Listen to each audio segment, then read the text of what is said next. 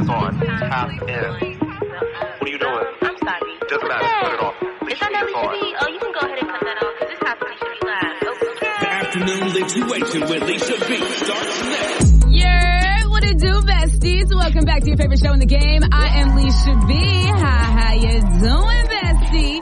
Happy Winning Wednesday, of course. Hopefully you had a good school day, a good work day. And if not, bestie, I'm here to make it a little bit better. Because, child, did you watch the presidential debate last night? Yes, we're going to talk about all things Kamala Harris and Donald Trump at 4 o'clock. Yes, I'm giving away tickets. Don't call just yet, but I got the details for all of that.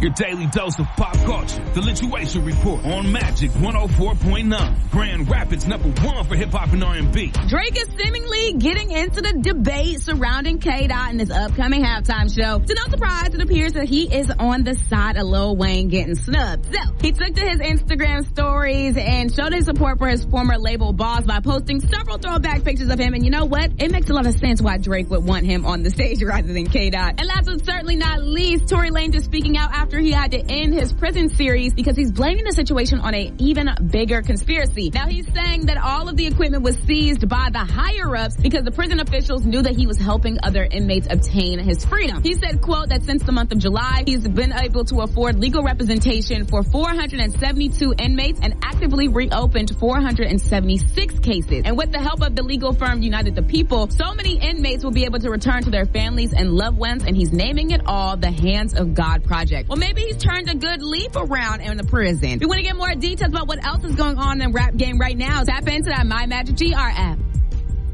It's Lisha B, Afternoon Bestie on Grand Rapids #1 for hip hop, Magic 104.9. We're locked into that family chat. We're going to talk about all things debate. Because, child, I thought I was supposed to be watching the presidential debate. I thought I was watching a VH1 special, child, because this was getting ridiculous. From allegations being thrown out to literal fake news happening, it was just a moment in time that I just feel like my brain was losing all brain cells. I mean, people was talking about race that didn't need to be. And also, when did we start eating our pets? I love that the fact checker came real quick in a hurry to fact check that one. But all I gotta say is I'm not telling you who to vote for, but I do think that you need to go and watch that debate if you didn't. At least the highlights, child. What was the craziest situation that you heard while watching the national debate last night? Let me know. I want to know the 411 of what I missed, child. It's Magic 104.9.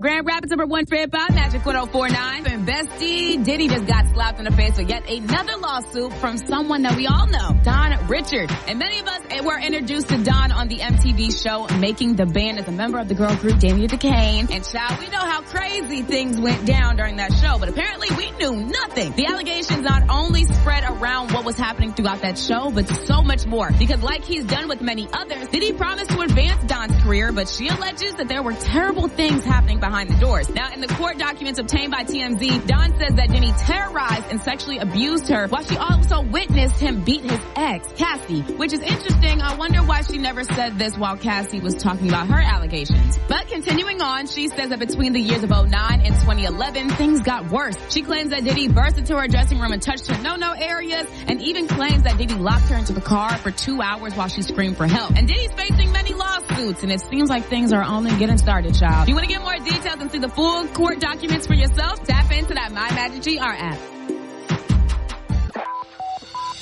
It's time for the 616 check-in on Magic 104.9. Grand Rapids #1 for hip-hop and R&B. The city is moving forward. They announced yesterday their announcement of the Bridge to Our Future plan, which is a 156-page document that outlines what they're planning to do for the next 20 years, including their 5 main goals, which is having great neighborhoods, having a vital business district, a strong economy, balanced mobility, and development character. They're also specifying different area-specific plans. The 3 neighborhoods to guide improvements and development are in the Creston, Southtown, and Butterworth neighborhoods. But they're seeking a little bit more input. There's a public hearing scheduled for mid-November, and the city plans to accept the plan in December. So if you want your voice heard, download that app. And last but certainly not least, Art Prize 2.0 is starting this Friday. And with so many good art installations and good events, including some hosted by my friends who have already been on the station, including my boy Scoop doing the Trauma Project, you're going to have to tap in with his experience during the Art Prize. But if you want your ultimate guide to entire things that are going on in Art Prize right now,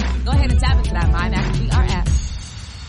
It's Lisha B, Afternoon Bestie on Grand Rapids #1 for hip hop, Magic 104.9. And if you're in Atlanta anytime soon, a party is coming to town. Harlem Hops is actually the first ever 100% black-owned craft beer bar that's actually in Harlem, New York. That's taking its hops down to the dirty South, okay? In 2018, 3 HBCU graduates, Kevin Bradford from Hampton University, Kim Harris from Clark, Atlanta, and also Stacey Lee Spratt from Clark, Atlanta, teamed up to open this first ever black-owned craft beer bar. And guess what? Now they're teaming up with Doughboy Pizza for a crazy mouth-watering ATL takeover. So if you're ever in the Atlanta area, go ahead and do yourself a favor and mark your calendars for September 22nd. Because not only will they be giving us good eats and good drinks, but they will also be giving back to scholarships for HBCU students through their Harlem Hopes nonprofit, which is super, super huge. A HBCU link up that we didn't know we needed, okay? I love giving back to my HBCU, so if you want to give back in a major way and you're in the ATL area, do yourself a favor and download that My Magic GR app.